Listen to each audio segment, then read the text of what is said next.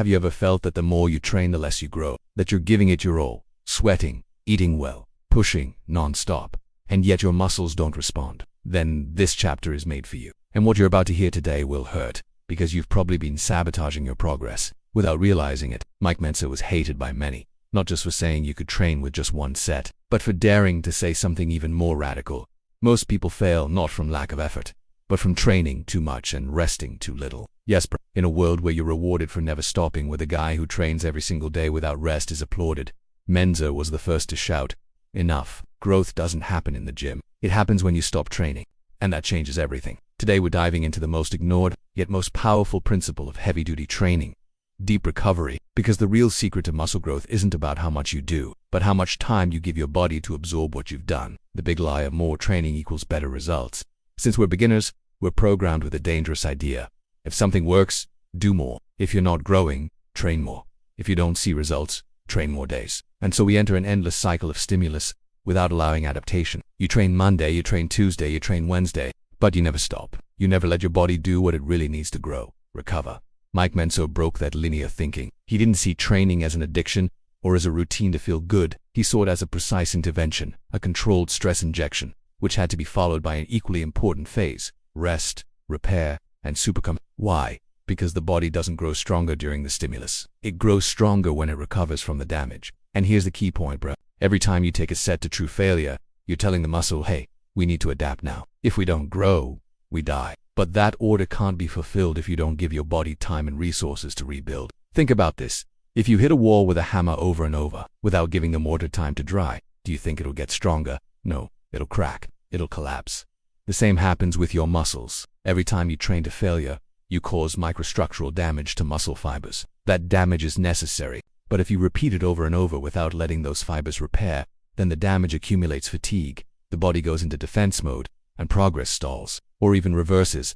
Now comes the hardest truth.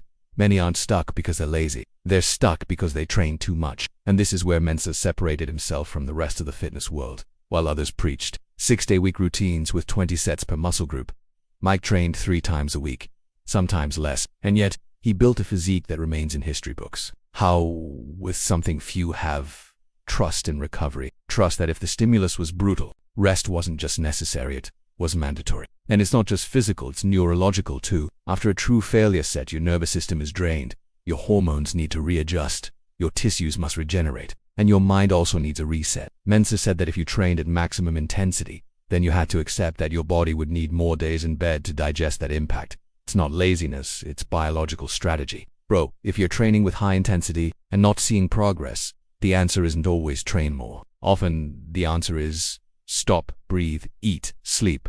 Let your body do the invisible work. Because as you'll see in the next parts of this chapter, rest isn't the enemy of progress. It's its greatest ally. Overtraining is a silent enemy that many call discipline. Mike Mentzer was one of the few bodybuilders who dared to say it out loud. Most people aren't progressing because they train too little, but because they train too much. And this, bro, he said it in an era where everyone was killing themselves with 6 to 7 day a week routines, ridiculous volume, 20 sets per muscle, and where resting was seen as weakness. But Mike had already lived it firsthand.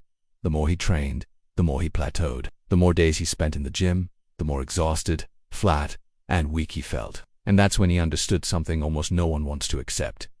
The body isn't a training machine, it's an adaptation machine. And adaptation requires time, not just effort. Are you progressing, or are you sabotaging yourself without realizing it? Many think, as long as it doesn't hurt, I'm fine. But overtraining doesn't always feel like pain. Sometimes it's a slight, subtle, constant feeling that slowly drains you. Here are the invisible signs you're sabotaging yourself. Your strength stops increasing or even drops. You feel weak in exercises you used to dominate. You sleep poorly or wake up tired. You lose your appetite, or the opposite. You eat out of anxiety. Your motivation vanishes for no reason. Your body looks flatter, less toned, lifeless. You have micro-injuries or constant aches.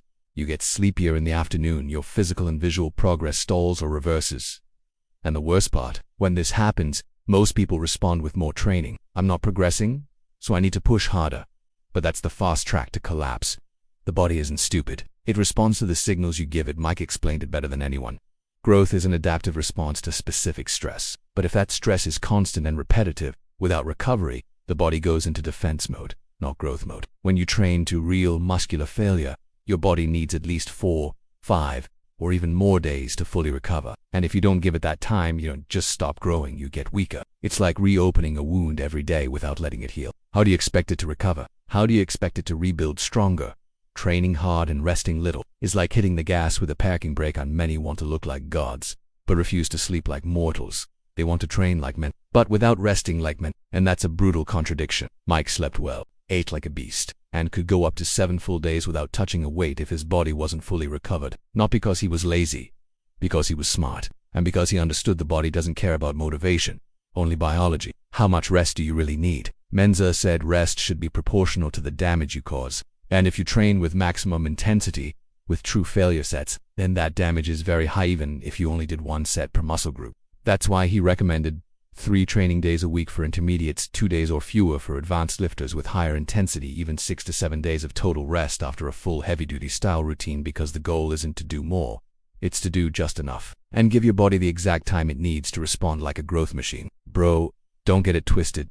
Rest isn't laziness, it's not for the weak. It's a tool as powerful as muscular failure, because a warrior trains when it's time to train, but rests when it's time to heal. And very few understand that. How to organize your rest like a strategist, not like a gym addict. One of the most powerful statements Mike Mentzer left us was this: every time you train before being fully recovered, you're burying your own progress. And that, bro, was something he understood after years of training like everyone else. Set after set, day after day, pain after pain, until one day, he stopped everything. He didn't train for several days. He returned to the gym with total energy, brutal strength, and felt stronger than ever. And that's when he realized the muscle doesn't need more stimulus. It needs more time to respond to the stimulus. So how should rest be organized? There's no magic formula, but there are clear principles you must apply if you train with maximum intensity. 1. The routine doesn't dictate rest. Your recovery does. Forget fixed schedules. Don't train Monday, Wednesday, and Friday just because that's what everyone does.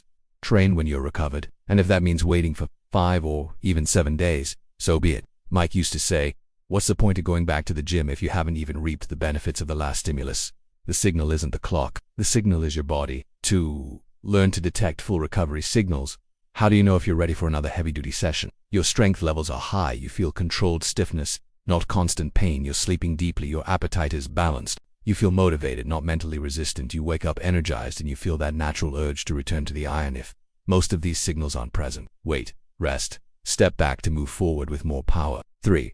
Apply the principle of less frequency. More impact. Heavy-duty training isn't about frequency, it's about extreme stimulus quality. If you do just 1 true failure set, that stimulus is so powerful that high frequency would be counterproductive. That's why Mike said, 1 well-executed set can trigger a growth response that lasts for days. Why interrupt it with more damage before the process is complete? This is where many fail. They apply the right stimulus, but interrupt it before the body can respond. And that, bro, is like sending your body an adaptation order, and then canceling it with more stress. 4. Treat rest as an active phase, not a pause. Rest isn't about being in a coma. It's a phase where you must nourish, sleep, think, and grow. Mike was clear on this. He ate precisely during these days, slept at least 8 hours, no negotiation, reduced external stress, studied, analyzed his progress, reviewed logs, because resting isn't quitting. It's preparing like a warrior before stepping back into battle. 5. Respect bio-individuality. Not everyone recovers the same. Some bodies regenerate faster, others slower. This isn't about copying someone else, it's about observing yourself. If you need 5 days and your body only needs 3, don't compare. The only clock that matters is your biological response, Mentzer said. You're not a robot. Your progress must obey your physiology, not a template. The fear of training too little is what keeps 90% stuck. This is where many deceive themselves. If I rest this much, I'll lose muscle. If I only train twice a week, it won't be enough. If I don't feel tired, I should keep going. But that's fear culture, not science. And Mentzer knew it. The body doesn't respond to quantity. It responds to quality plus recovery. You don't grow in the gym, you don't grow during the set. You grow when your body assimilates what you did to it. And that takes time. If you don't respect that, it doesn't matter how hard you train, you're just spinning in circles. So bro, if you really want to grow, rest strategically. Rest with intention. Rest with the same discipline you apply to training. Because the iron is just the trigger. Rest is the explosion. And you're not here to make noise, you're here to detonate results. After everything you've seen today, there's no turning back. You can no longer believe growth depends solely on how much you train, how many sets you do, or how loud you scream in the gym. Real growth happens in the dark, in the silence, in the moment you stop training and start recovering. Mike Mentzer understood this when everyone around him was training like madmen on plateauing. Anyway, he lived it. suffered it, and dared to defy the entire industry when he said, training more doesn't mean growing more. Training more without rest is regression disguised as effort. Because the body isn't a punishment machine, it's an adaptation machine. An adaptation, my bro, takes time. If you don't respect that time, if you return to the iron too soon, if you think resting is for the lazy, then you're making the same mistake millions have. You're stunting your growth without realizing it. Rest isn't a pause. It's part of the plan, the invisible half of progress. You already know. Don't rest when you're tired. Rest when your body needs it. Rest strategically, with purpose, and with the same intensity you train. Because those who train like warriors must also recover like warriors. And now that you've understood this, you're ready for the next step. One that will unsettle you. One that will challenge everything you thought you knew about intensity. Teaser Chapter 7: Why Training to Failure is So Controversial.